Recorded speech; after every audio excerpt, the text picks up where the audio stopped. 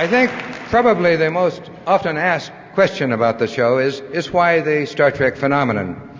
And this is, incidentally, not just a fan or a Trekkie question. It is now being asked by communications experts, by sociologists, educators, and others. There have already been a couple of master's theses written on this, and there are a couple of doctorates presently at work. And it could be an important question because you can ask, how can a simple space opera with blinking lights and zap guns and a hobgoblin with pointy ears reach out and touch the hearts and minds of literally millions of people and become a cult in some cases? Obviously, what this means is that television has incredible power. They're saying that if a Star Trek can do this, then perhaps another carefully calculated show could move people in other directions. What's to keep selfish interests from creating other cults for selfish purposes, industrial cartels, political parties, governments. Ultimate power in this world, as you know, has always been one simple thing: the control and manipulation of minds.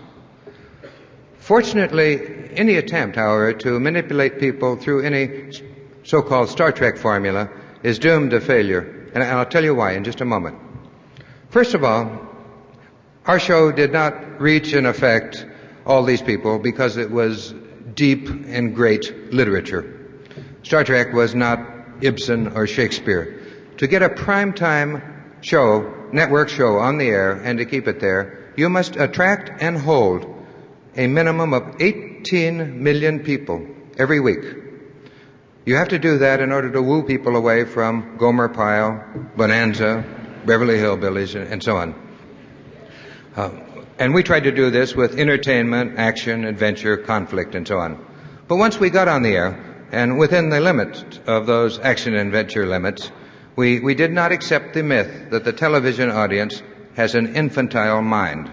We had an idea, and we had a premise. Thank you, and we still believe that.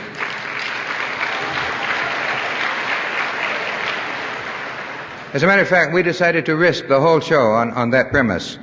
We believe that the often ridiculed mass audience is sick of this world's petty nationalism and all its old ways and old hatreds, and that people are not only willing but anxious to think beyond those petty beliefs that have for so long kept mankind divided. Thank you. So you see that the formula, the magic ingredient that many people keep seeking and many of them keep missing is really not in Star Trek. It is in the audience. There is an intelligent life form out on the other side of that television tube. The whole show was an attempt to say that humanity will reach maturity and wisdom on the day that it begins not just to tolerate, but to take a special delight in differences in ideas and differences in life forms. We tried to say that the worst possible thing that can happen to all of us is for the future to somehow press us into a common mold where we begin to act and talk and look and think alike. If we cannot learn to actually enjoy those small differences, take a positive delight in those small differences between our own kind here on this planet, then we do not deserve to go out into space and meet the diversity that's almost certainly out there. And I think this is what people responded to. The result of that was 7 years after being dropped by the network of saying those things, there are now more people watching it than ever before. And if you ascribe those things to any mystic or scriptural brilliance in Star Trek, you miss the entire point. What Star Trek proves, as faulty as individual episodes could be, is that the much maligned common man and common woman has an enormous hunger for brotherhood. They are ready for the 23rd century now, and they are light years ahead of their petty governments and their visionless leaders.